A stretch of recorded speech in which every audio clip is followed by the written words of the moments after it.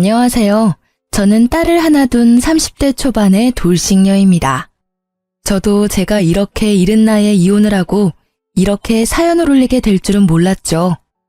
제가 남편과 결혼을 하게 된 결정적인 원인은 속도 위반에 있었습니다. 남편과 저는 소개팅으로 만난 사이였어요. 서로 말이 잘 통하고 개그 코드도 맞았기에 저희는 금방 친해졌고 사귀게 되었죠. 사실 그 당시에는 결혼까지 생각한 건 아니었어요. 그러기엔 제가 너무 어렸으니까요. 그런데 크리스마스 날에 둘 다 술을 마시고 실수를 한 거죠. 그렇게 딸아이가 생겨서 결혼을 하게 된 거였어요. 그래도 사랑하지 않는 사람은 아니었고 언젠가는 결혼을 해야 하는데 그날이 일찍 온 것뿐이라고 저를 다독이며 결혼의 앞날이 반짝이기만을 기대했어요. 그런데 시모와 만난 날에는 그 기대가 푹 꺾이더라고요. 저를 보는 시선이 쎄하더라고요. 같이 밥을 먹는 자리에서 남편이 잠깐 볼일 보러 나가자 제게 듣고 있기 힘든 말을 쏟아내더라고요. 너 같은 게 언감생신 내 아들을 넘보다니 분수를 모른다며 애가 져서 결혼하면서 네가 우리 아들 앞길 막은 거다라고 엄청난 악담을 하셨죠. 그때 이 결혼에 대해 다시 생각해봤어야 했는데 이미 생긴 아이에게 아빠 없이 자라게 하는 건 너무 가혹하다는 생각으로 참고 견뎠어요. 결국 시모의 혹독한 소리에 저는 결혼과 관련된 모든 것을 조금도 모자람 없이 해내야 했어요. 제 돈으로 혼수를 들이면서 집을 마련하는 것조차 제 돈을 보태야 했어요. 그러나 그 뒤에도 시모의 괴롭힘은 멈추질 않았어요. 그리고 저도 점점 나이가 먹어가면서 참는 게 능사가 아니라는 걸 배워가고 있었어요. 제가 저를 무시하고 매도하는 시모와 처음으로 싸운 건 결혼 3년 만의 일이었어요. 명절 전날 전을 굽기 위해 시댁으로 갔던 저는 여느 해와 다름없이 뜨거운 불 앞에 앉아 혼자 전을 굽고 있었어요. 시모는 앉아서 TV를 보고 있었고요. 남편은 그 자리에 아예 없었죠. 그런 제게 회사에서 전화가 왔더라고요. 전화를 받았더니 급하게 해결해야 할 일이 생겼다며 제게 잠깐만 회사에 나왔다 가라고 하더군요. 안 될 것 같다고 이야기했지만 사안을 들어보니 제가 관여된 일이라 어쩔 수 없이 직접 가야 하는 상황이 되었어요. 결국 저는 시모에게 죄송하다고 몇 번이나 이야기하고 회사를 다녀왔어요. 늦은 오전에 갔다가 그래도 오후 3시 이전에 시댁에 돌아왔어요. 저 나름대로 빨리 왔다고 생각하며 조심스럽게 시모에게 말을 걸었죠. 어머님, 저 왔어요. 죄송해요. 남은 건 제가 할 테니까 가서 쉬세요. 그렇지만 정작 부엌 상태를 보니 시모가 한 일은 아무것도 없었어요. 제가 일하고 있는 동안 시모는 여전히 TV를 보며 쉬고 계셨던 거죠. 그래도 일찍 와서 제가 시간 내에 다 할 수 있을 것 같아 다행이라고 생각하고 있었는데 시모가 거실 소파에 앉아 한숨을 푹푹 쉬며 이렇게 말하더라고요. 정말 못 배워먹은 애들은 어딜 가도 티가 나네. 우리 정환이가 옛날에 사귀던 애는 싹싹하고 경우가 바르던데. 인물이면 인물, 집안이면 집안, 성품이면 성품. 뭐 하나 빠지는 구석이 없던 애를 놔두고 어떻게 이 집안에 저런 애가 며느리로 들어와서는 얼굴이 못생겼으면 일이라도 잘해야지. 이도저도 아닌 저런 애를 데려와 갖고는. 저는 그 말에 머리가 지끈거리는 걸 느꼈어요. 하루 이틀 일도 아니고 매번 남편의 전 여자친구 이야기를 하시니 이제는 귀에 딱지가 앉을 지경이었거든요. 결혼하고 3년간 내 말을 다 듣고 있었으면서도 꿋꿋하게 아들 옆에 붙어있는 걸 보니 뻔뻔하고 징그럽기까지 하니 원. 어떻게 여자애가 피임도 안 하고 조신하지 못하게 남자를 꼬시는 거야? 머리에 든 게 없는 애들이 그런 쪽으로만 빠르지. 안 그러니? 그런 일만 없었어도 우리 정환이 인생이 펴는 건데 아우 속상해. 너 볼 때마다 아주 화병이 날 것 같아. 결국 저를 향한 날카로운 시모의 그 말에 저도 뚜껑이 열리고 말았어요. 그래서 결국은 가두고 있었던 감정들을 모두 시모에게 쏟아 부어버렸어요. 어머님, 말씀이 좀 지나치시네요. 아니, 애는 혼자 가져요? 제가 싫다는 남자 꼬셨다 하더라도 지도 마음이 동했으니까 애가 생긴 거잖아요. 그럼 아들 탓도 하셔야지. 왜 제 탓만 하시는 거예요? 피임을 저만 하면 뭐예요? 어머님 아들도 피임을 안 했으니 애가 생기겠죠. 애가 생겨서 결혼한 게 그렇게 화날 일이시면 저 말고 정환 씨한테 가서 따지세요. 정환 씨한테는 한마디도 못하면서 제가 만만하니까 저만 잡는 거잖아요. 그리고 정환 씨 옛날 여친이 얼마나 대단했는지는 모르겠지만 지금 정환 씨랑 살고 있는 거 저예요. 어머니 옆에서 그 모진 소리 들어가며 명절 생신 제사 다 챙기는 건 저라고요. 어머 얘 좀 봐. 네가 감히 나한테 따진 거니?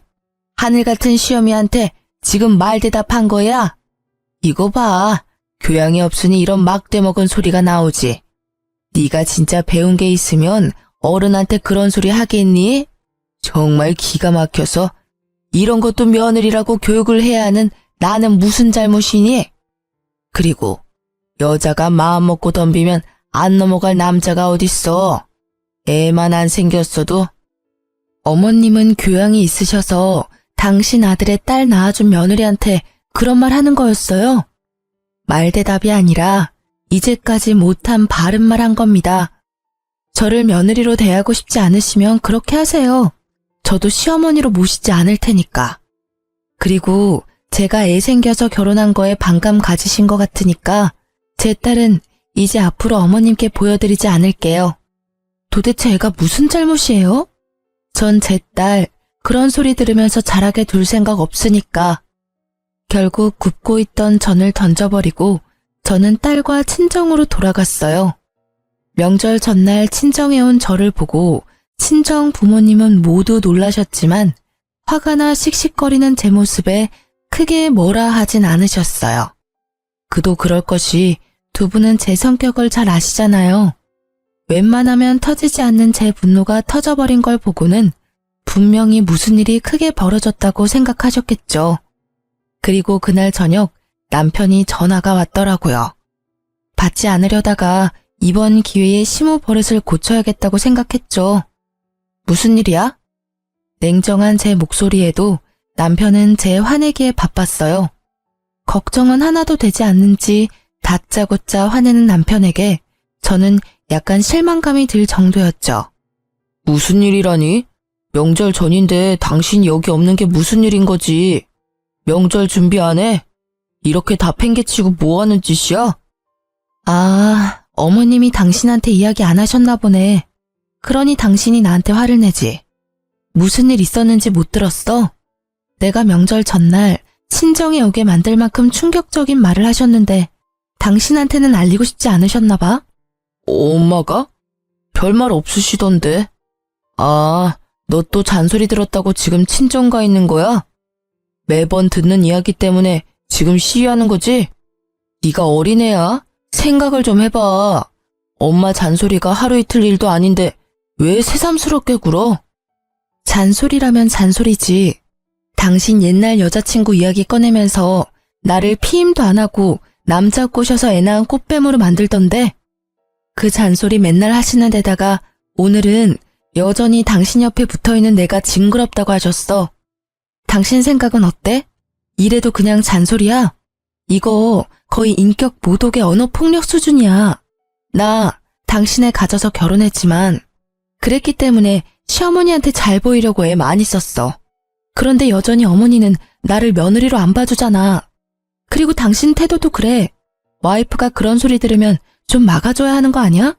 매번 멀뚱멀뚱 남의 이야기 하는 것처럼 아무 말 없이. 그것도 진짜 짜증나는 일인 거 알아? 제 말에 남편도 놀랐는지 잠시 폰 너머로 말이 없더군요. 이제껏 시모가 저를 탓하고 무시해도 참아온 건 저였어요. 남편은 마치 아무런 말도 듣지 않은 것처럼 행동했고요. 이야기를 하다 보니 그런 남편에게 화가 치밀더라고요. 남편은 제 분노에 잠시 머뭇거리나 싶더니 곧 크게 한숨을 푹 내쉬고는 애 어르듯이 말했어요. 당신이 참고 넘기면 될 일이잖아. 늙은 모친이 옛날 생각나서 그런 말 하는 거 그냥 넘기던지 한 귀로 흘리던지 하면 될 일이지. 다짜고짜 정 굽다가 날라버리면 뒷수습은 누가 해? 어차피 지금 나는 당신이랑 살고 있잖아. 그럼 상황 끝난 거지. 엄마가 뭐라건 크게 신경 쓰지 말라고. 나도 엄마 잔소리가 별거 아니라고 생각해서 별다른 조치를 취하지 않은 것뿐이야. 엄마가 아무리 그래봐야 우리는 부부잖아. 안 그래?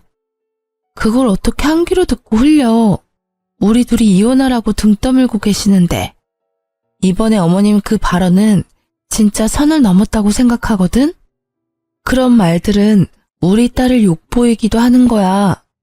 이참에 내가 말하는데 나 앞으로는 시댁 행사에 참여 안 할 거야. 시댁에서 부르면 자기만 다녀와. 나는 어머님이 나한테 사과하기 전에는 시댁 안 갈 거니까 그렇게 알고 있어. 그게 말이 되는 소리야? 당신 화 좀 풀고 생각을 좀 해봐. 며느리가 시댁에 안 가면 어떡하냐? 우리 집에 식구가 많은 것도 아니고 어머니랑 나 둘뿐이잖아. 늙은 노친의 비위 하나 맞추는 게 그렇게 어려운 일이야? 이제까지 잘해왔잖아. 그럼 앞으로도 그렇게 지내면 되는데 왜 분란을 일으켜? 그래, 비위. 노친네 비위 맞추는 거 어렵지 않지. 그런데 어쩌지? 기분이 더러워서 정말 미쳐버릴 것 같거든. 그리고 정신이 막 오염될 것 같거든? 그러니까 절대로 안 가. 어머님은 나한테 절대 사과 안 하실 테니까 영원히 그 집에는 못 갈지도 모르지. 그러니까 이제까지 어머니랑 내 사이 외면했던 당신이 중간에서 열심히 힘 좀 써. 결국 남편은 제 분노를 이기지 못했죠. 평소 조용하던 사람이 화내면 무섭다는 이야기가 진짜인 건지 화를 내는 제 모습에 놀란 듯 그 뒤로는 시댁 행사에 절 부르지 않았어요. 저는 그렇게 시댁에 가지 않게 됐고 행사가 있을 때나 명절에는 남편만 보냈어요. 시모가 분명히 남편에게 제 욕을 하고 있을 테지만 직접 듣는 것도 아닌데 상관없잖아요. 이렇게라도 시모 얼굴을 보지 않으니 속은 편하더라고요. 그렇게 제 결혼 생활은 잘 유지되는 것 같았어요. 물론 시모와의 트러블이 있었지만 고통받으며 사는 것보다는 훨씬 좋았거든요. 다른 사람과 척을 지고도 이렇게 편안한 건 그만큼 제가 그동안 스트레스를 많이 받았던 거라고 생각해요. 이 홀가분함이 오래 갈 거라고 생각한 것도 잠시, 정작 결혼 생활을 무너뜨린 건 시모가 아니라 남편이더라고요. 여느 때와 마찬가지로 일하고 돌아온 남편이 목욕하러 들어간 시간에 저는 집 청소에 열중이었어요. 그리고 마지막으로 청소하려고 들어간 드레스룸 정중앙에 검은색의 작은 카드 지갑이 떨어져 있는 걸 발견했죠.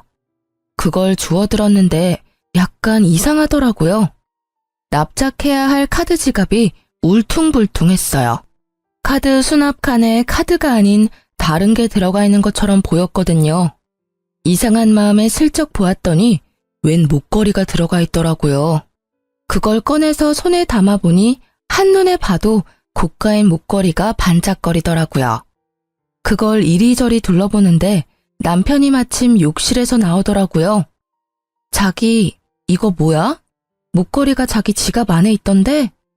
뭐야, 갑자기 남의 지갑을 봐. 사생활 침해인 거 몰라?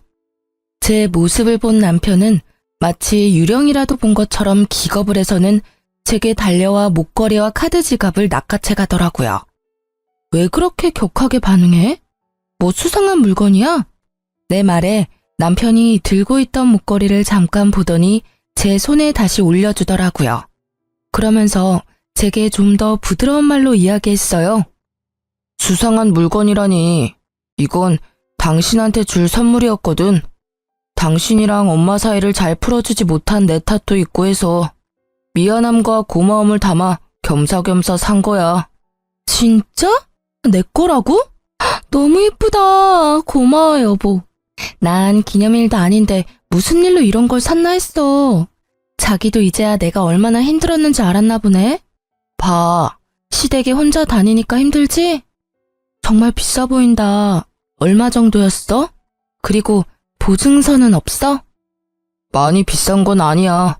그래도 싸지는 않지. 당신한테 주는 건데 너무 싸구려는 좀 그렇잖아. 그리고 케이스랑 보증서는 차 안에 있어. 내일 집에 들어오는 길에 가져올게. 근데 이거 왜 지갑에 넣어왔어? 서프라이즈인데 케이스에 넣으면 들키잖아. 그래서 그랬어. 어때? 마음에 들어? 당연히 마음에 들지. 결혼식 이후로 장신구는 처음 받아보니까 너무 좋다. 이거 받으니까 이제까지 있었던 일들이 다 풀리는 것 같아. 고마워요. 남편은 뜨뜨미지근한 모습이었지만 이때 저는 기쁨으로 가득 차서 그런 의심은 날아가 버렸죠. 지금 생각해보면 서프라이즈가 들켜서 아쉬운 모습이 아니란 걸 금방 알아챘을 텐데 말이죠. 이때는 정말 기쁨과 고마움으로 머리가 가득 찼었어요. 그래서 그 작은 위화감을 느끼지 못했던 것인지도 모르죠. 너무 예쁘게 반짝거린다. 앞으로 일하러 갈 때마다 착용해야지. 소중히 여길게. 고마워. 그렇게 즐거운 마음으로 목걸이를 받고 한동안 저는 붕 뜬 기분으로 지냈어요. 그 뒤 계속 이어진 남편의 야근에도 잔소리 한번 하지 않고 저녁마다 야식을 만들어 기다렸어요. 그렇게 며칠이 지났을까요? 바람이 많이 부는 날 거추장스럽게 날리는 머리카락을 정리하려 신경질적으로 머리카락을 확 넘기는데 통증이 확 느껴지더라고요. 보니까 머리카락에 목걸이가 걸려서 겨우 떼어냈는데 고리 부분이 헐겁게 고장나 있더라고요. 결국 저는 보증서를 챙겨서 주얼리샵까지 갔어요. 남편에게 보증서를 받아서 가방 안에 넣어뒀다가 빼지 않았거든요. 이왕 나온 김에 샵까지 간 거였는데 입구에서 전화가 왔어요. 시모의 전화였죠. 저는 무시했어요. 그런데 끊임없이 오는 전화에 결국 전화를 받았어요. 네, 나다. 넌 무슨 전화를 그렇게 안 받아? 네가 시댁에 오지 않기로 했다고 해서 네가 며느리가 아닌 건 아니잖니? 이상한 말이었어요. 언제는 며느리 취급도 안 하더니 오늘따라 내게 며느리임을 강조하는 시모. 그 모습에 이상함을 느낀 저는 시모에게 본론부터 물었어요. 무슨 일로 연락하셨어요? 전 시댁 행사에 참가 안 하기로 이미 남편과 이야기 다 됐는데요. 일 있으신 거면 정환 씨한테 전화하세요. 그런 것 때문에 전화한 거 아니다. 내가 병원에 다녀왔다가 신장이 안 좋다는 이야기를 들었어. 무리를 하면 안 된다고 의사가 신신당부를 하더라. 내가 너 그동안 아나무인으로 군 거 다 용서해 줄 테니 집에 와서 집안일 좀 도와. 합가하라는 건 아니니까 저녁이나 낮에 시간 날 때 와서 집에 와서 청소도 하고 빨래도 하고 반찬도 좀 해놓고 가거라. 내가 다 하려니 영 무리가 돼서 힘이 딸려. 그 이야기를 듣는데 머리가 띵하더라고요. 아니, 나가라고, 이혼하라고 그렇게 난리칠 때는 언제고 본인 몸 아프다고 이제 와서 며느리 노릇하라니. 어이없는 자기중심적 사고에 저는 더 싸늘해졌어요. 남편이랑 상의해 볼게요. 우리도 맞벌이고 경제적인 부분에서 저 혼자 결정하는 건 아닌 것 같아서요. 그리고 육아도 도맡아 하는 저한테 그런 집안일 시키는 건 너무 하시는 거 아니에요? 필요한 거 있으면 정환 씨한테 말씀하세요. 정환이는 내가 아픈 거 몰라. 꼭 바쁜 애를 그렇게 귀찮게 해야겠니? 너야 며느리니까 당연히 내 수발 드는 건 당연한 거고. 내가 다 용서해준다고 하는데도 왜 이렇게 딱딱하게 구는 거니? 정말 하나부터 열까지 정이 안 가는 애야. 정이 안 가시면 부르지를 마세요. 기껏 전화해서는 또 이런 이야기 하시려고 한 거면 끊을게요. 그리고 집안일 해주실 분 찾는 거면 차라리 돈 주고 가사 도우미님을 부르세요. 그게 훨씬 어머니한테 도움될 것 같으니까요. 폰 너머로 뭐라 떠드는 시모의 말을 무시하고 전화를 끄는 저는 신경질적으로 남편에게 전화를 걸었어요. 몇 통이나 걸었는데 받지 않더군요. 결국 알아서 전화 오겠지 하는 마음으로 일단 목걸이부터 고치기 위해 주얼리 샵으로 들어갔어요. 저는 목걸이를 보여주며 수리를 맡기려고 한다고 직원에게 말했어요. 그런데 갑자기 그 직원이 목걸이를 유심히 보더니 나를 불손한 눈빛으로 바라보기 시작하더라고요. 죄송하지만 고객님, 이 목걸이 직접 사신 거 아니시죠? 이거 어디서 가져오신 거예요? 본인 물건 아니지 않아요? 네? 그게 무슨 말이에요? 그건 제가 남편에게 받은 제 목걸이예요. 보증서도 있는데 보여드릴까요? 거짓말하시면 문제가 더 커지세요. 똑바로 말씀해 주세요. 이거 본인 거 아니시죠? 갑자기 도둑 취급받은 저는 당황하며 보증서를 꺼내 보여줬어요. 보증서를 보던 직원은 눈에 띄게 당황하더라고요. 보증서 때문이 아니라 제가 말한 남편이라는 말을 듣고서요. 진짜가 맞는지 확인해 보세요. 이걸 사러 왔다는 사람 얼굴도 보여드릴 수 있어요. 그럼 누가 산 건지 확인이 되겠죠? 여차하면 남편 불러와도 상관없고요. 직접 사왔다고 했으니 CCTV도 있을 거고. 제 말에 직원의 얼굴이 갑자기 사색이 되더라고요. 처음엔 그 모습이 저를 도둑으로 몰아서 그런 거라고 생각했어요. 죄송해요. 제가 착각했나 봐요. 그런데 그런 것 치고는 처음에 직원이 너무 과하게 아는 척한 게 신경이 쓰이더라고요. 아니요, 착각한 거 아닌 것 같은데. 분명히 목걸이 보더니 바로 저한테 제 거 아니라고 하셨어요. 이 물건이 여러 개 팔렸을 텐데 어째서 저한테 콕 집어 그런 말 하셨어요? 대답 여하에 따라 여기 본사의 직원분 행동에 대해 불만 제기할 거예요. 거의 협박이나 다름없는 제 말에 직원은 울상을 지으며 자기가 알고 있는 걸 실토했죠. 죄송해요. 사실은 그 목걸이 뒤에 작게 이니셜이 되어 있는데 제 친구가 선물 받았을 때 새긴 거랑 똑같아서. 저는 쎄한 마음에 목걸이 뒤쪽을 살펴봤어요. 그랬더니 아주 작게 이니셜이 되어 있더라고요. 그런데 제 남편 이름, 제 이름의 이니셜이 아니었어요. 거기 새겨진 날짜도 저희 기념일이 아니었고요. 그런데 그 이니셜을 보니 딱 하나 기억이 나더라고요. 그 이니셜과 똑같은 이니셜을 가진 남편의 전 여친이. 저는 황급히 폰을 꺼내 남편 사진을 보여주며 말했어요. 이 목걸이 산 사람이 이 남자가 맞나요? 직원이 고개를 끄덕이자 저는 머리로 순식간에 열이 오르는 것을 느낄 수 있었어요. 온몸이 부들부들 떨렸죠. 배신감과 분노로요. 전 여친과 여태껏 만나고 있으면서 나를 속인 남편이나 아프다는 이유로 며느리 취급도 안 하던 내게 이제와 며느리 노릇하라며 식모처럼 부리려고 하는 시모까지, 이 시댁에 있는 인간들에게 한 줌 남아있던 미운 정까지 뚝 떨어졌거든요. 그 자리에 있는 직원들이 불쌍한 사람처럼 나를 보는데 어찌나 부끄럽던지. 저는 그 자리에서 결심했어요. 그 집안과 인연을 끊겠다고요. 그날 저녁 저는 남편을 기다리고 있었어요. 그런데 남편은 밤늦도록 들어오지 않더군요. 자정이 되자 메시지가 하나 오더라고요. 오늘 본가에서 잘 거야. 라는 문자. 감이 올 수밖에 없었어요. 지가 바람피는 걸 내가 알았다는 걸 알고는 피한 거예요. 그 직원이 상간녀의 친구였으니 바로 이야기해줬겠죠. 저는 남편의 행동이 너무나 괘씸해서 참을 수 없었어요.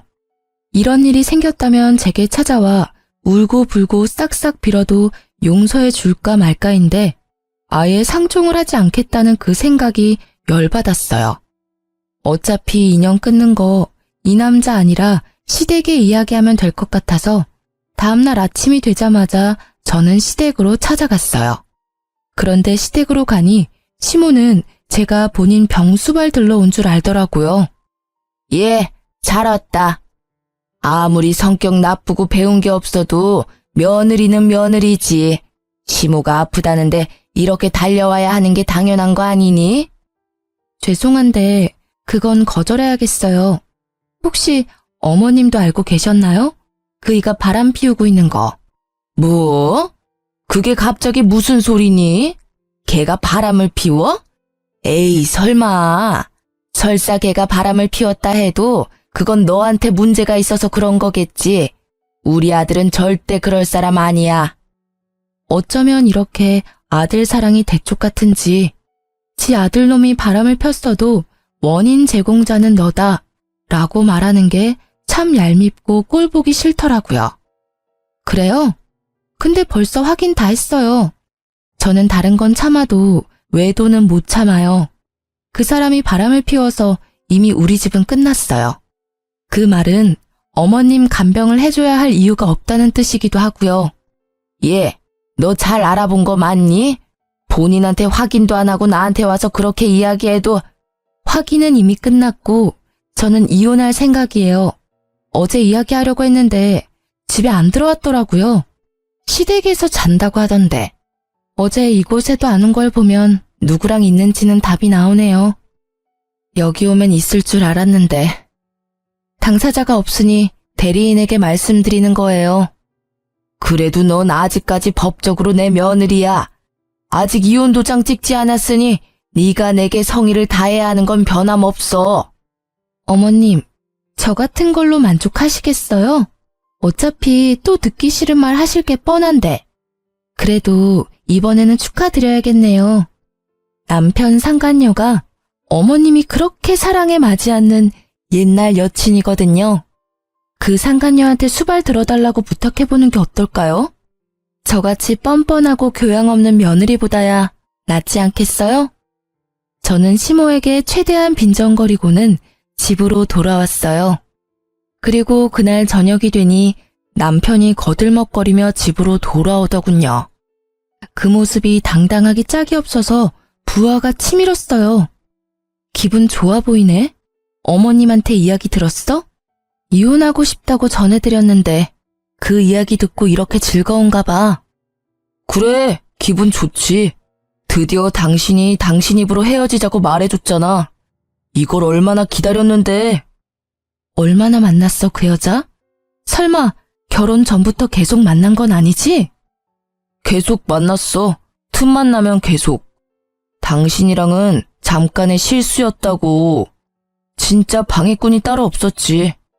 걔가 나한테 하는 거 보면 당신은 걔 발끝도 못 따라와. 나를 얼마나 헌신적으로 대하는지 모를 거다. 게다가 집도 부자야. 당신하고 헤어진다 한들 그 집 재력만 있으면 나는 팔자 피는 거라고. 최악이네. 그 상간녀도 당신이 이런 생각하고 있는 거 알고 있어? 모르겠지. 알면 어떻게 만나. 호구될 거 뻔히 알면서 만나느니 헤어지겠지. 그래, 이혼하자. 그렇게 하는 게 더 정리가 빠르겠어. 그런데 네 입으로 결혼 기간 동안 상간녀 만났다고 말했으니 이번 이혼의 유책 배우자는 당신인 거 확실해졌네? 방해꾼은 사라져 줄 테니까 위자료나 넉넉히 준비해놔. 나는 내가 당한 정신적 고통까지 싹 다 위자료 받을 거니까. 아, 그리고 이 집 마련할 때 든 내 돈이랑 친권 양육권은 당연히 내가 가져올 테니 양육비까지 마련해야 하는 거 알지? 잘 됐네. 돈 많은 여친 둬서 이혼할 때도 편하겠어. 그런다고 내가 무서워할 줄 아냐? 난 상관없어. 어차피 그 돈 마련하는 건 이제 어렵지도 않으니까. 근데 이혼하기 전까지는 우리 엄마 집에서 일 좀 해. 이혼하면 상관없는 남이지만 지금은 어차피 당신은 우리 집안 며느리라고. 며느리로서 도리는 해야지. 역겨운 표정으로 말하는 남편놈의 싸대기를 한 대 쳐주고 싶었지만 참았어요. 그리고 웃으면서 그렇게 이야기해줬죠. 당신의 불륜도 이혼 사유지만 시어머니의 막말과 언어폭력도 이혼 사유 중에 하나거든? 나한테는 그걸 거부할 권리도 있어. 나도 바보가 아니야. 이제까지 어머님이 하시는 말 그냥 곱게 듣고 넘긴 줄 알았어? 녹음 다 해놨으니까 나는 이제 그쪽에 볼 일 없어. 사랑하는 네 여친한테 네 엄마 병수발 시키던지. 곱게 자란 여친이 그걸 할 수 있을지는 모르겠지만 뭐 알아서 잘들 하겠지. 남편은 제 말에 입을 꾹 닫더라고요. 더 이상 시모 병수발 들라는 미친 소리는 안 하겠지 싶었죠. 그리고 이후 남편과는 합의가 아닌 소송을 하게 됐어요. 저는 상간녀 소송을 위해 남편의 전 여친을 찾아갔어요. 확실히 예쁘더라고요. 그런데 온몸을 명품으로 휘감고 있었어요. 그 여자도 과시욕이 보통이 아니더라고요. 그리고 그런 그녀의 모습을 보니 이 여자가 남편과 시댁의 돈 보고 불륜을 저지르고 있었구나 예상이 갔어요. 사실 시부가 살아있을 때 시댁은 소위 말하는 잘 사는 집안이었거든요. 그렇지만 사업하시던 시부가 죽고는 가세가 많이 기울었고 사업하며 진 빚을 갚느라 예전만큼 좋지 않아요. 그냥 중산층 정도일 뿐이거든요. 그런데 그 여자는 그것도 모른 채 저한테 주저리 말하더군요. 현명한 결정 고마워요. 어차피 오빠가 저를 잊지 못해서 제게 돌아올 건 기정사실이었을 테니까요. 당신과의 사이에 애가 생기지 않았으면 저와 결혼했을 거예요. 물론 그 시기에 제가 오빠와 헤어져 있긴 했지만 마음까지 헤어진 건 아니었거든요. 제가 오빠와 사귄 게 먼저였으니까 그쪽 분이 저한테는 불륜녀나 다름없는 상황이었거든요. 애가 생기지 않았다면 오빠도 저를 떠나지 않았을 테고 말이에요. 그럼 당신도 애 가지지 그랬어요. 그랬으면 당신한테 돌아가고 내가 버림받았을지도 모르는데 왜 그렇게 안 했는지 궁금하네요. 그때는 별로 그렇게 좋아하지 않았나 보죠? 뭐 어쨌든 이런 말 들으려고 만나자고 한 건 아니고 상간녀 소송할 거니까 그렇게 알고 있으세요. 위자료 준비 잘 하시고요. 그래도 집이 잘 사는 것 같아 다행이네요. 온통 명품이라 위자료 못 받을 걱정은 안 해도 될 것 같아요. 어차피 그 위자료도 제가 내는 거 아닌데요. 전 어차피 그만한 돈도 없어요. 오빠가 다 내줄 거예요. 제가 뭐 때문에 오빠랑 결혼하는 건데요. 오빠가 다 알아서 한다고 했으니 제가 신경 써야 할 일은 없는 거죠. 이렇게 만나자고 한 것도 의미 없는 일이지만 그래도 전 와이프인데 인사 정도는 해야 할 것 같아서. 이야기를 들으니 남편을 봉으로 삼으려고 결혼하는 게 한눈에 보이더라고요. 그 오빠는 당신한테서 돈 뜯어내서 위자료 주려고 생각하고 있는데 이 말을 꺼내지 않으려고 얼마나 참았는지 모르죠? 제 발로 죽을 자리 찾아가는 상간녀를 제가 말릴 필요가 있나요? 그냥 제 꾀에 제가 넘어가는 걸 감상하는 게 더 재밌잖아요. 그래서 저는 한껏 웃어줬어요. 상간녀는 제가 괜히 허세 부린다고 생각한 건지 코웃음을 치며 저를 비웃더라고요. 그 모습이 어찌나 가소로운지 하마터면 다 말해줄 뻔했어요. 그치만 그러면 이 여자한테 복수할 수 없을 테니 시댁 상황에 대해서는 함구했어요. 결국 이혼하면서 저는 전 남편에게 위자료를 왕창 뜯어오게 됐어요. 결정이 났거든요. 위자료 결정되자마자 두 사람은 냉큼 혼인신고부터 올렸더라고요.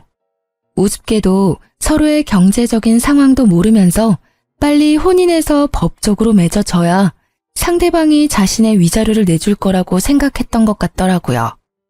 서로가 빈털털인 줄도 모르고서는 한두 달 동안 카톡 프로필에 달달함 가득에 매일매일 새로운 프로필이 올라오더니 그 뒤부터는 아예 프로필이 각자 독사진으로 바뀌더라고요. 이때쯤 되니 두 사람 관계가 그리 순탄치는 않구나 하는 예감이 들었어요. 그리고 그 예감의 쐐기를 박는 게 전 시모의 연락 때문이었어요. 몇 번을 전화해서 한 번만 만나자고 사정을 하길래 한 번 만나주겠다고 하고 집 근처로 불렀죠. 또 무슨 어이없는 말을 하려나 하고 기다리던 그때 전 시모는 제 손을 부여잡고는 간절하게 말하더라고요. 예, 며느라가 너 우리 아들이랑 제발 다시 합치면 안 되겠니? 재결합 한번 신중히 생각해봐, 응? 갑자기 이러시는 이유를 모르겠네요. 저희 이미 헤어졌고 더 이상 감정조차 없어요. 게다가 그런 말을 하실 거면 어머님이 아니라 그 사람이 직접 와야죠. 그 고얀 년이 글쎄 나랑 같이 못 산다고 하지 않니? 명절 제사 때도 안 오고 결혼하고 나서 아무것도 안 하겠다고 땅 못 박더라. 어떻게 사람이 그래? 내가 지를 얼마나 잘 챙겨주고 딸같이 대했는데 아픈 시모 모시라는 게 그렇게 힘든 일이니? 그러면서 그 당돌한 게 뭐라는 줄 아니? 나를 모시고 살 거였으면 우리 아들이랑 애초에 결혼 안 했을 거라고 하더라.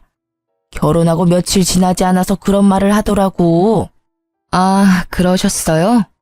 그치만 어머님이 그 상간녀를 무척 좋아하셨으니까 다 이해하시고 넘어가셔야죠. 저한테도 누누이 말씀하셨잖아요. 그 상간녀가 얼마나 싹싹하고 야무진지. 그리고 그걸 저한테 와서 호소할 일은 아니지 않나요? 아드님한테 가서 말씀하세요. 아들? 그놈도 매 한 가지야.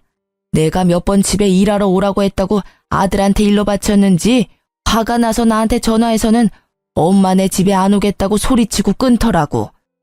여자 치마폭에서 놀아나는 못난 놈 같으니. 그러면서 그 뒤로는 아예 연락도 없고 찾아오지도 않아. 그것만 하면 다행이게. 얼마 전에 아들놈이 혼자 집에 짐을 싸들고 왔길래 왜 왔냐고 물었더니 그 도둑년이 도망갔다고 하더라고. 그러면서 대출받아서 산 집도 그년이 팔아먹어서 결국에는 빚만 남았다고.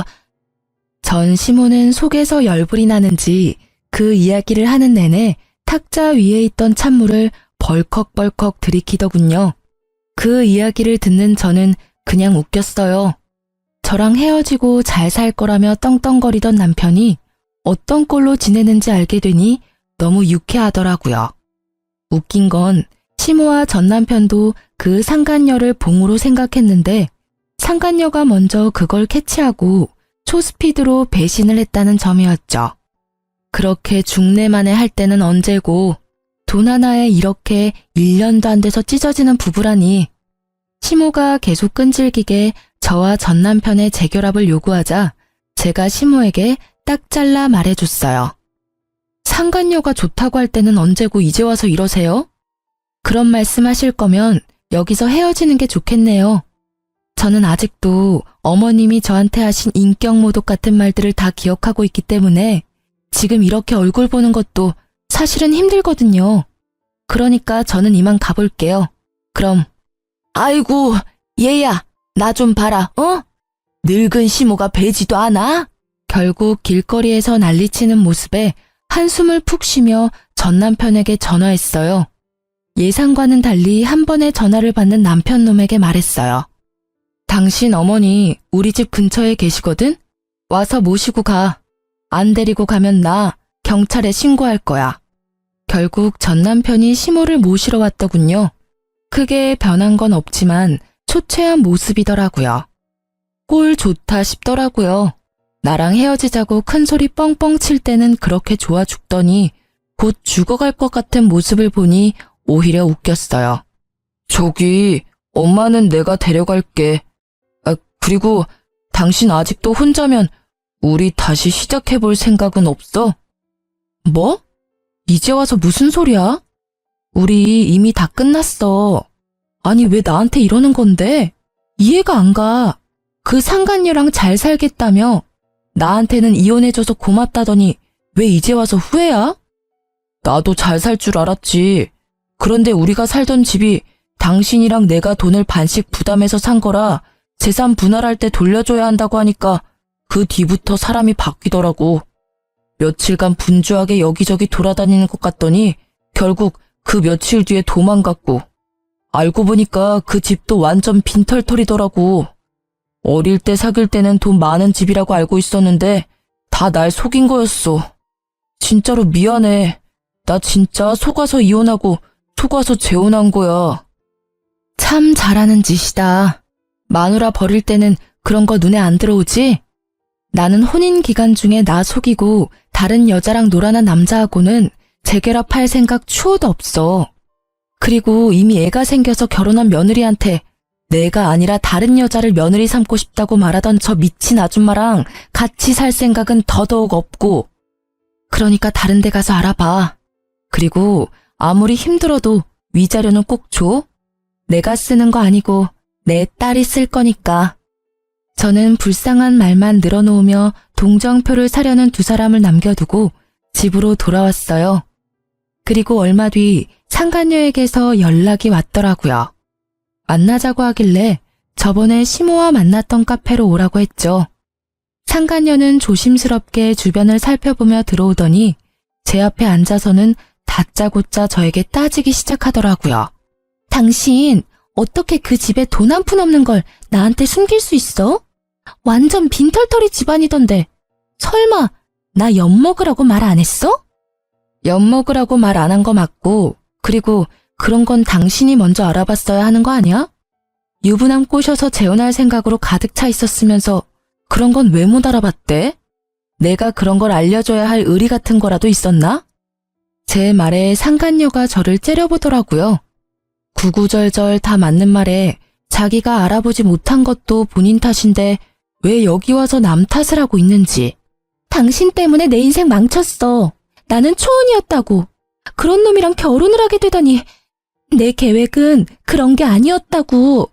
그러니까 당신이 책임져. 책임지라고. 뭘 책임지라고 하는 건지 모르겠네요, 상간녀님. 제가 피해자고 당신이 가해자예요. 그래서 상간녀 소송에서 위자료까지 당신이 나한테 지급하라고 나왔잖아요. 잘 사는 부부 갈라놓더니 이제 와서 물리라고요? 어이가 없어서. 이미 저는 그 집안과 결별했고 당신은 그 집안 사람이니까 잘 살면 되는데 왜 여기 와서 이러는지 모르겠네. 상간녀 소송 취하해. 나 완전히 속아서 이 결혼한 거야.